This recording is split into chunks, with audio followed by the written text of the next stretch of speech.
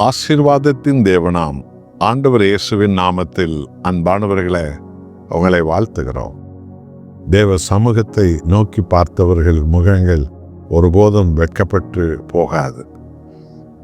74ஆம் சங்கீதத்தில் 3வது வசனம், தாவீதின் இதய பாரம் எப்படிப்பட்டதா இருந்தது என்பதை இந்த வேத வசனம் நமக்கு போதிக்கிறது. நெடுங்காலமாய் பாழாய் கிடக்கிற ஸ்தலங்களில் உம்முடைய பாதங்களை எழுந்தருள பண்ணும். பரிசுத்த ஸ்தலத்திலே சத்ரு அனைத்தையும் கெடுத்து போட்டான் என்று தாவீது சொன்னார். தேவனே, ஆசீர்வாதத்துக்கும் ரட்சிப்புக்கும் மீட்புக்கும் பாலும் தேனும் ஓடும் தேசத்தின் வாழ்க்கைக்கும் உம்முடைய ஜனங்களை நீர் அழைத்தீர்.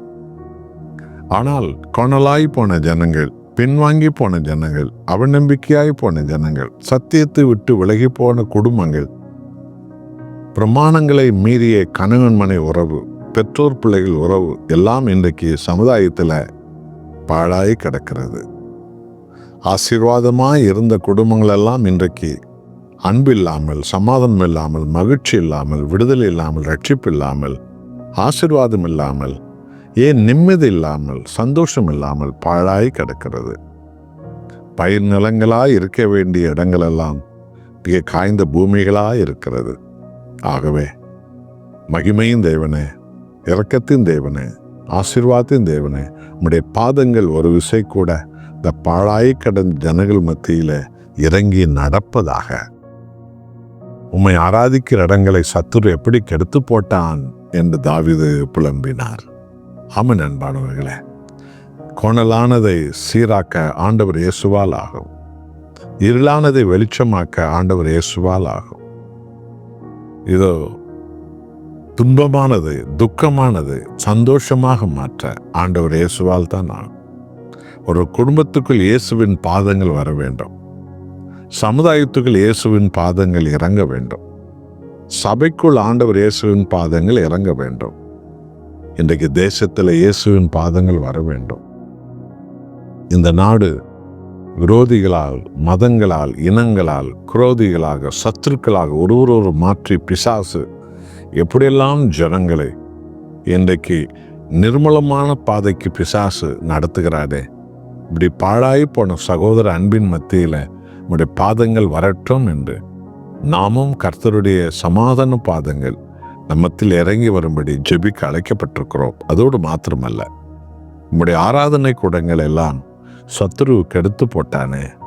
இன்றைக்கு தெய்வ பயம் இல்லாத ஒரு நிலை, பரிசுத்தம் மங்கி போன ஒரு நிலை, சமாதானத்தை இழந்த ஒரு நிலை, சுயநலங்கள் தலைவிரித்தாடும் ஒரு நிலை, பிரிவினைகள் எங்கும் நிரம்பிய ஒரு நிலை போல இன்றைக்கு சத்திய வசனத்தை மதிக்காமல் பொய் தீர்க்க தரிசனங்களும், பொய்யான வார்த்தைகளும், மாய்மாலமான வார்த்தைகளும், இதோ விசுவாசத்துக்கு துரோகமான செயல்பாடுகளும், தேவன் தந்த பிரமாணிக்கமான பரிசுத்த குடும்ப உறவுகளின் எல்லா கேடு நிலைமைகளும் இன்றைக்கு ஏராளமான சபைகளுக்குள்ளே அலங்கோலமாய் மாறி இருக்கிறது என்றால் பிசாசு அவைகளுக்குள்ளே அவன் கிரியை செய்கிறான், கலகம் செய்கிறான், பிரிவினை உண்டாக்குகிறான், சாட்சியத்தை கெடுக்கிறான்.